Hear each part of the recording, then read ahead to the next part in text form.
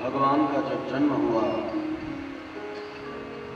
अथ सर्वगुणोपेतः कालः परमशोभन यर्येवाचन जन्मर्घ्यं सांतर्षग्रहतारकम्।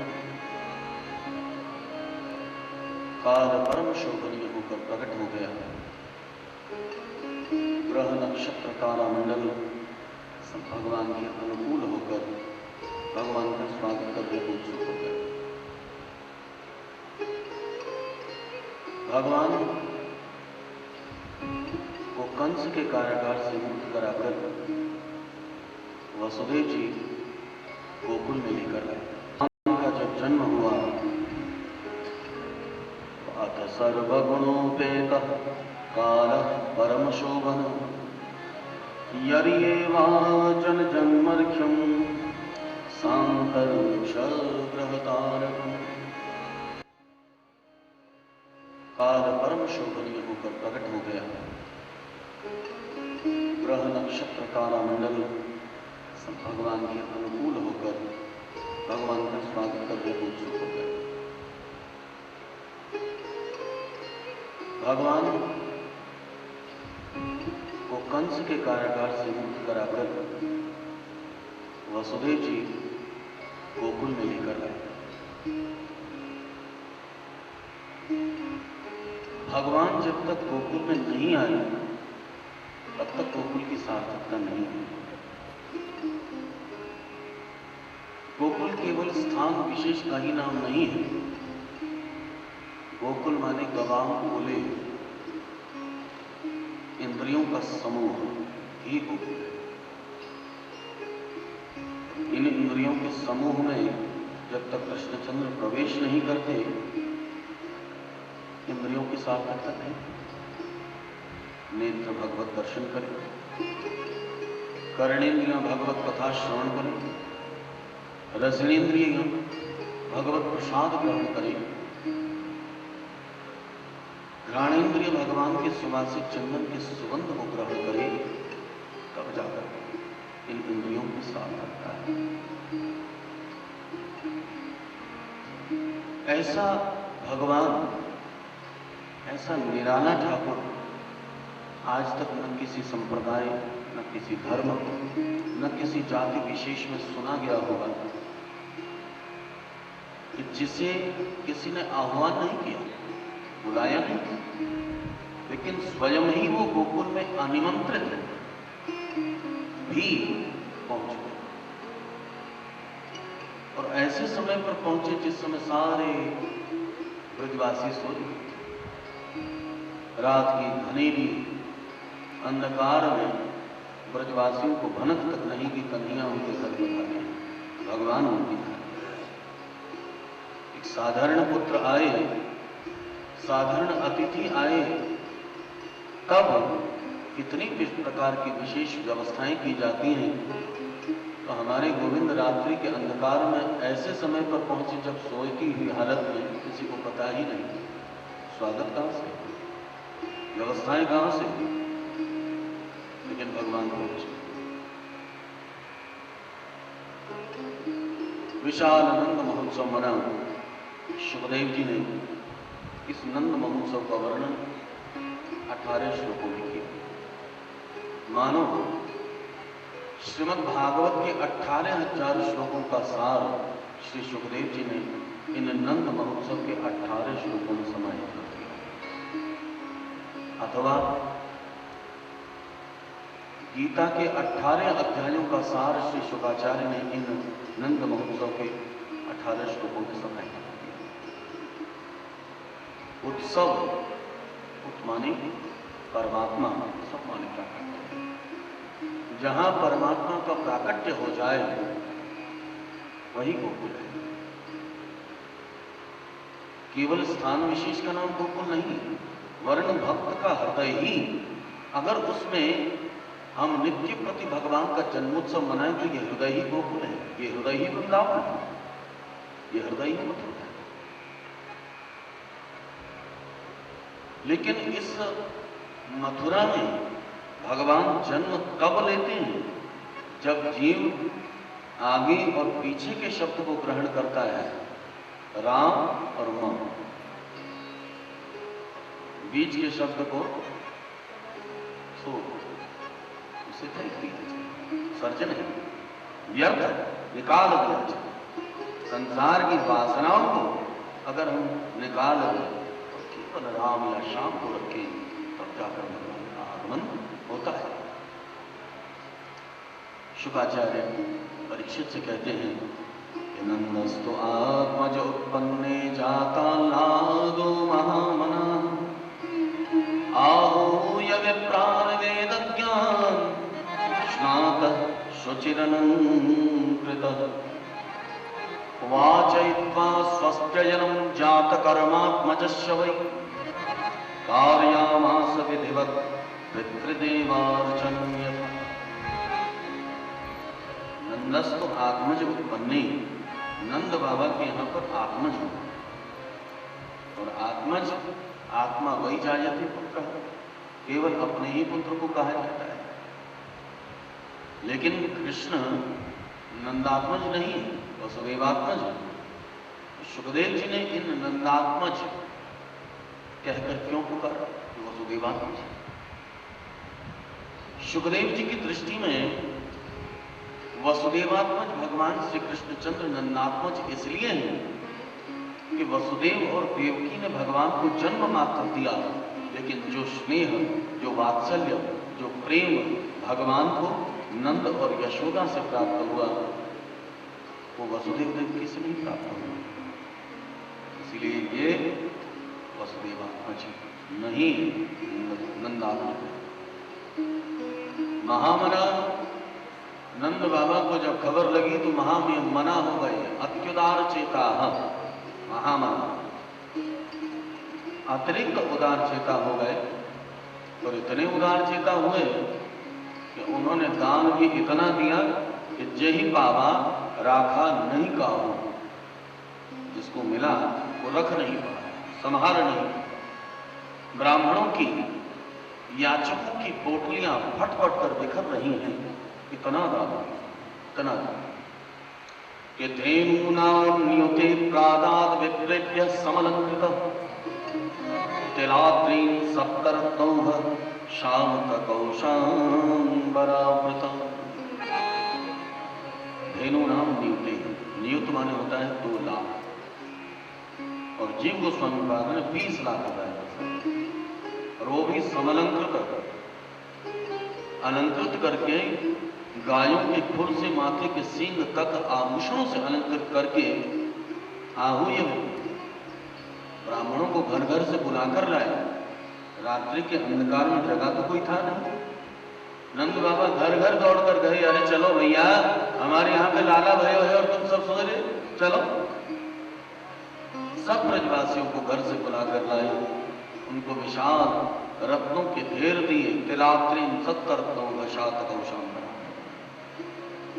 दिल के 7 पर्वतों के समान हीरे जवाहरात इतने दिए कि सुखदेव जी उत्प्रेक्षा करते हैं, जब उन ब्राह्मणों की पोटलियां फटने लगी तो रमा क्रीडम भून नृपा, ऐसा लग रहा है कि साक्षात महालक्ष्मी नारायण के कृष्ण रूप में जन्म लेने की खुशी में इन ब्रज की वीथियों में बिखर कर नृत्य कर रही हूं, अपनी उल्लास को प्रकट कर रही हूं, ऐसा प्रतीत होता है।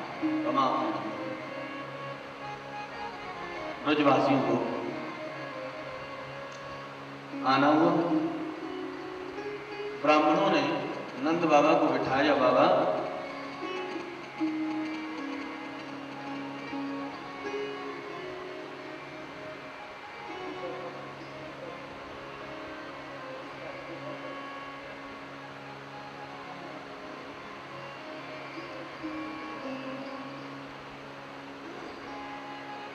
ब्राह्मणों ने नंद बाबा को बिठाया, बैठिए, आपको पूछना भी था, बैठे।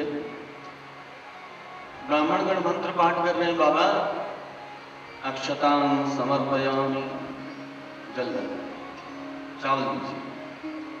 नंद बाबा उठाकर जल, बाबा हमने चावल के लिए कहा, जल के लिए। गलती हो गई, दोबारा मंत्र पढ़िए। जलम समर्पयामि, जल चढ़ाइए। नंद बाबा चावल चढ़ा करते हैं। बाबा जब हम चावल की कहते हैं तब जल चढ़ाते हैं, और जब जल की कहते हैं तब चावल चढ़ाते हैं। बैठे यहां पर हो, मन आपका कहां है? नंद बाबा बोले भैया न जाने कितने जतन करके जैसे तैसे हमारे यहाँ पे एक लाला भयो है, और तुम सबने मुझ को जबरदस्ती यहाँ पूजन में बिठाए रखो है। मेरो मन तो मेरे लाला में अटके पड़ो है, मैं तुम्हारे यहाँ पूजन को नहीं कर सकता।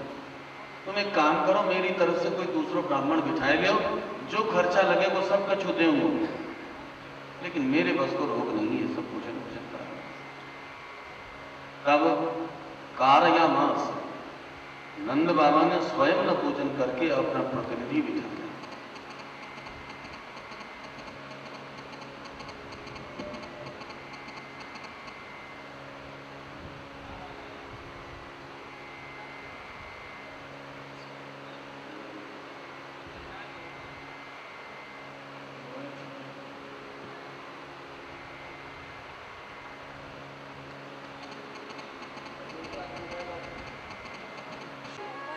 प्रतिनिधि को बिठाया, पूजन आरंभ हो गया। ब्रजवासियों में खबर लगी, सभी अलंकृत होकर आभूषित होकर पूजन स्वागत करने के लिए आने लगे। बधाई है बाबा, बधाई है। गोप्य सुमृष्टमणिकुंडल निष्कंठ चित्रांबरा पथिशिखाच्युतमाल्यवर्षा नन्दालयं सवरयामरति विरेजु यालोलकुंडल पयोधरः शोभा। अद्भुत श्रृंगार किया। ब्रज की इन ब्रज गोपिकाओं ने न केवल बाह्य श्रृंगार किया, अपितु अंतःकरण को भी कृष्ण नाम से सजाया। गोप्य समृष्ट मणिकुंडल निष्कंठ। सारे ब्रजवासी आकर बधाई दे रहे हैं। इतने में सूत मागध बंदी जन भी आ गए, और बंदियों के एक छोटे से बच्चे ने नंद बाबा को बधाई देते हुए कहा, बाबा हमारे इस छोटे से बच्चे ने एक बढ़िया तुकबंदी लगाकर कविता बनाई है, सो आप कृपा करके इस कविता को स्वीकार करें। हाँ हाँ सुनाइए। तब सुनाया छोटे से बच्चे ने। अब एक बच्चा अगर तुकबंदी लगाकर छोटी सी कविता सुनाए तो तुतलाती हुई वाणी में बच्चा कुछ भी कहे वो सुनने में बहुत अच्छा लगता है। छोटे से बच्चे ने बाबा को बधाई दी। बाबा कि मैं हूं तुम्हारो बंदी, मैं हूं तुम्हारो बंदी, पहनूं बगल बंदी, मिर्जई मेरी गंदी, खाऊं सकल गंदी। छोटा सा बच्चा और ऐसी सुंदर तुकबंदी लगाकर कविता सुना है। नंद बाबा बड़ी कविता, वाह वाह, बहुत सुंदर, बहुत सुंदर। और सुनाइए। और बाबा मैं हूं तुमरो बंदी, पहनूं बगल बंदी, मिर्जई मेरी गंदी, खाऊं सकल गंदी। कि दादी मेरी अंधी, भैया है बहुधंधी, चाहूं सोना चंदी और मिठाई कलाकंदी।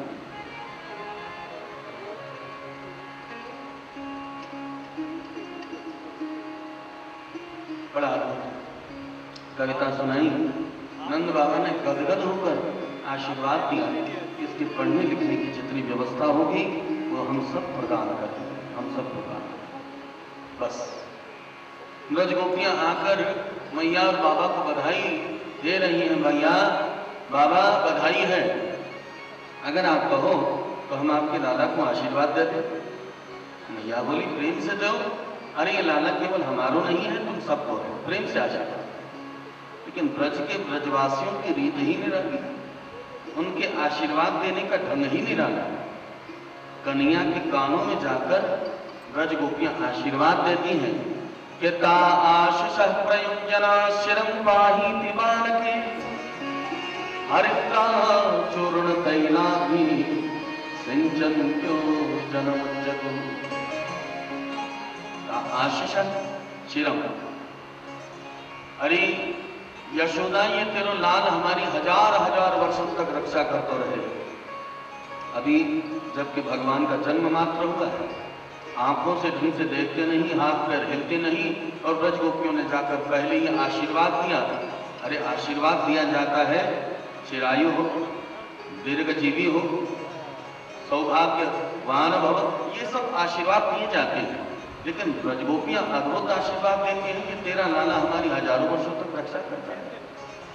मानो गोपियां कन्हैया के कानों में जाकर ये शब्द इसलिए गुनगुना रही हैं कि कहीं कन्हैया माखन चोरी करते करते व्रज जनार्ती हम, व्रजजनों की आरती के हरण करने का जो उद्देश्य है वो भूल न जाए। जन्म लेते ही जाकर कानों में फुसफुसा दिया, तुम्हें हमारी रक्षा करनी है। सभी आए, एकमात्र रोहिणी नहीं आई, क्योंकि संस्कृत में प्रोचित भर्तृका नारी उसे कहा जाता है जिसका पति संकट में है, और जिसका पति संकट में हो उसे कभी किसी उत्सव में भाग लेने के लिए नहीं जाना चाहिए। रोहिणी के पति वसुदेव जी कंस के कारागार में, बलराम जी महाराज बड़े होकर जन्म तो लिए, लेकिन अभी तक उन्होंने अपने नेत्रों को खोला नहीं। जब तक अपने स्वामी का दर्शन न करें अपने नेत्रों को खोले कैसे? बलराम जी ने अभी तक नेत्र ही नहीं। अब मां के जीवन में, रोहिणी के जीवन में एक नहीं दो कष्ट, बहुत कष्ट के कारण गई ही नहीं उत्सव में भाग लेने के लिए। नंद बाबा बहुत प्रकार से मना कर लाए, चलो रोहिणी, घर के लोग अगर उत्सव में भाग न लें तो बाहर वालों पर बुरा प्रभाव पड़ता है। चलिए, रोहिणी ने बात समझाई, कैसे जाए। ये सारी बातें बतलाई कि मेरे पति संकट में हैं।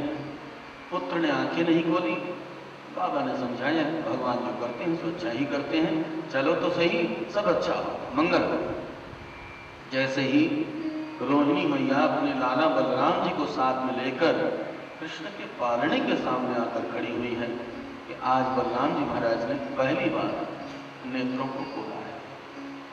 जैसे ही नेत्र खोले, रोहिणी प्रसन्न चित्त हो गई और बड़े उन्मत्त भाव से ब्रजवासियों के साथ में नृत्य करने लगी।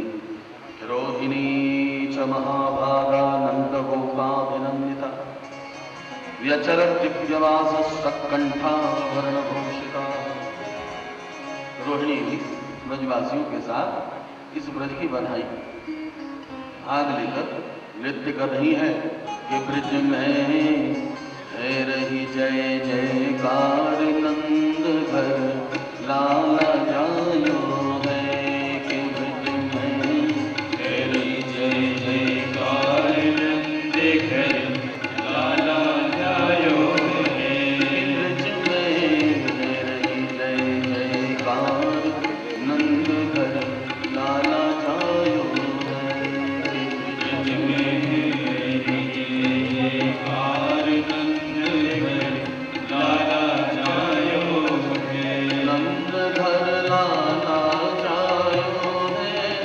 यशोदा ने लाला जायो है,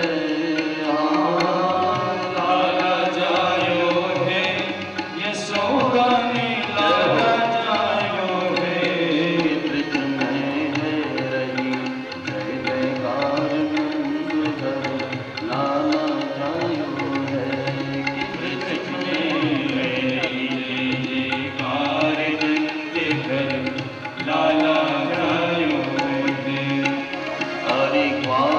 बाल सब हिल मिल गावे, बाल बाल सब हिल मिल गावे, बाल बाल सब हिल मिल गावे, बाल बाल सब हिल मिल गावे, यूथ के यूथ नंद घर आवे, यूथ के यूथ नंद घर आवे, बाल बाल सब हिल मिल गावे, बाल बाल सब हिल मिल गावे, यूथ के यूथ नंद घर आवे, यूथ के यूथ नंद घर आवे, ब्रह्मानंद समान आज सुख सबने पायो है, ब्रह्मानंद समान आज सुख सबने पायो है, ब्रज में है रही जय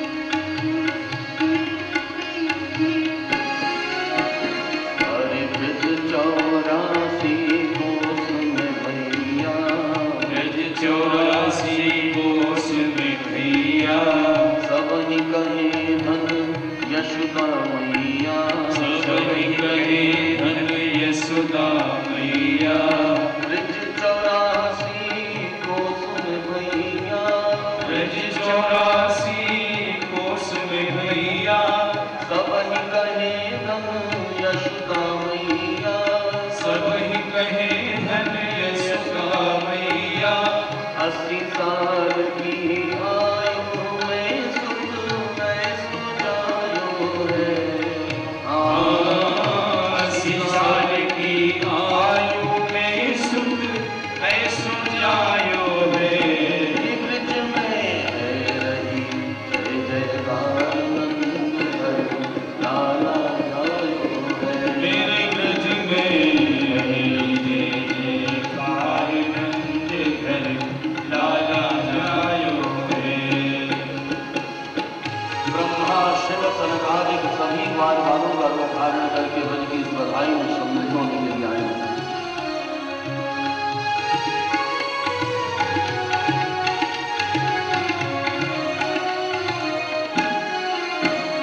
अति ब्रह्मा शिव सनकादिक आए, ब्रह्मा शिव सनकादिक आए, ब्रह्मा शिव सनकादिक आए, ब्रह्मा शिव सनकादिक आए। सिद्ध मुनि सब देव सिधाए, सिद्ध मुनि सब देव सिधाए। ब्रह्मा शिव सनकादिक आए, ब्रह्मा शिव सनकादिक आए। सिद्ध मुनि सब देव सिधाए, सिद्ध मुनि सब देव सिधाए। हरि हरि पालन को रूप सब ही मिल मंगल गायो है। हरि पालन को रूप सब ही मिल जय हो गायो है। कि ब्रज में है रही जय जयकार नंद घर लाला जायो है। मेरे ब्रज में रही जय जयकार नंद घर लाला जायो है।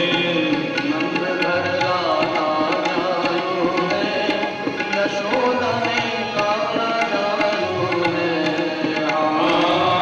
लाला जायो है, यशोदा में लाला जायो है।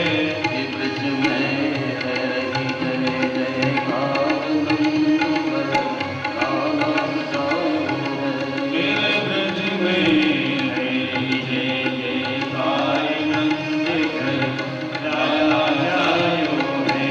नंद घर लाला जायो है। नंद घर लाला जायो है। यशोदा में लाला जायो है। यशोदा में लाला जायो है। बोलिए नंद के लाला की। नंद महोत्सव 6 महीने तक चला। नंद बाबा को कंस का वार्षिक कर देने का समय हो गया। सो सारे वृद्ध उपनंद इत्यादि गोपों को बुलाया, सबसे कहा कि हमारे इस नंद महोत्सव में कोई कमी नहीं होनी चाहिए, जितना लगे जुटाइए, कोई दिक्कत नहीं। नंद महोत्सव चलता रहा। इधर नंद बाबा कंस को वार्षिक कर देने के लिए आए। वसुदेव जी से मुलाकात। नंद बाबा ने वसुदेव जी से अपने हृदय के दुख को प्रकट किया। वसुदेव जी, सुना है कि अहो ते देवकी पुत्रा। नंद, तुम ये सब बातें मत करो। खुशी के मौके पर कभी भी दुख की बात नहीं करनी चाहिए। वो सब बात छोड़ो कि मेरे साथ क्या हो। लेकिन हमने तो ये सुना है कि तुम 80 वर्ष के डोकरा हो, तुम्हारे यहाँ पे लाला है। अरे, या बुढ़ापे में लाला भयो है, या से बड़ी खुशी की बात कहा हो। छोड़ो ये सब। देखो नंद, अगर तुम अपने लालन के हित चाहो तो जानो, जब से वो कन्या आकाश में उड़ गई है और वाने कंसु को कह दिया है कि यत्र त्ववा, इस ब्रजमंडल में कहीं पर तुझे मारने वाले ने जन्म ले, तब से अष्टमी तिथि के जन्मित बालकों का वध करने के लिए उसने चारों तरफ अपने असुरों को भेजा। और तुम्हारे लाला का जन्म भी अष्टमी में हुआ है, तो अपने लाला का अगर हित चाहते हो तो जल्दी से जल्दी जाओ जल्दी जाइए। नंद बाबा ने वसुदेव जी को दंडवत प्रणाम करी, वापस लौट पड़े। लेकिन इधर अष्टमी तिथि को भगवान का जन्म हुआ और द्वादशी तिथि के दिन भगवान भोलेनाथ प्रभु का दर्शन करने के लिए पधारे हैं। अलाप निरंजन जो कहकर पुकारा, भगवान भी अपने पालड़ी में भक्तराज से दर्शन करने के लिए व्याकुल हो गए, रो उठे। और ऐसा रुदन कि किसी भी उपाय से चुप होने में वो नहीं आ रही। मैया तरह तरह के जतन कर रही है, कभी माखन देती है, कभी खिलौना देती है, कभी कुछ देती है, कभी कुछ देती है। ब्रज की ब्रज माइया कैसे पुचकारती हैं, लुरु लुरु लुरु, अरे पुचुर पुचुर पुचुर बेटा चुप रह जा, ये तेरे लिए माखन निकालो है। ये सब रास की भाषा है, वहां के ब्रज में रास में यही सब भाषाओं का प्रचलन है। मैया ने बहुत जतन करके देखे, लेकिन कन्हैया किसी भी हिसाब से चुप होने में नहीं आए। बाहर निकल कर आई, अरे जोगी, कहने मेरे लाला को ऐसा कौन सा मंत्र पढ़ गया है कि मेरा लाला चुप ही नहीं गया। भगवान बोले, भोलेनाथ प्यारी मैया, मेरे पास में एक ऐसा मंत्र है कि वह मंत्र को अगर मैंने तेरे लाला के सामने पढ़ दिया तो तेरे लाला जीवन में कभी रोएगा ही नहीं। अच्छा ऐसा मंत्र है तो ला हमें बता। ऐसे नहीं काम करेगा, मंत्र तो मेरे मुंह से ही काम करे। न चाहते हुए भी मैया भोलेनाथ को प्रभु के पास में ले गई। भोलेनाथ ने भगवान के कान में मंत्र को अलाप खोल दे पलक, देख ले दुनिया की झलक। जो ये मंत्र पढ़ा तुरंत प्रभु ऐसे हंस उठे जैसे कभी रोए ही न। भोलेनाथ दर्शन करके वापस चले गए। चतुर्दशी की तिथि है, पूतना मौसी आ गई। चतुर्दशी के दिन पूतना बड़ा सुंदर श्रृंगार करके आई है कि कंसेन प्रहिता घोरा पूतना बालघातिनी शिशु शारद घनंती पुरग्राम प्रजा। पूतना कंसेन प्रहिता, कंस की भेजी हुई ये पूतना, जो पूतन नयति सा पूतना, बच्चों को 3 वर्ष तक के बच्चों को हरण करने के उद्देश्य से मारने के। कौन से 3 वर्ष के बाद? भगवत प्रेमीचंद पहले पूतना कौन है इस पर विचार करें। पूतना है अविद्या, और अविद्या जब आती है तो गोप्य श्रियम दृष्टो विवागतां पतिं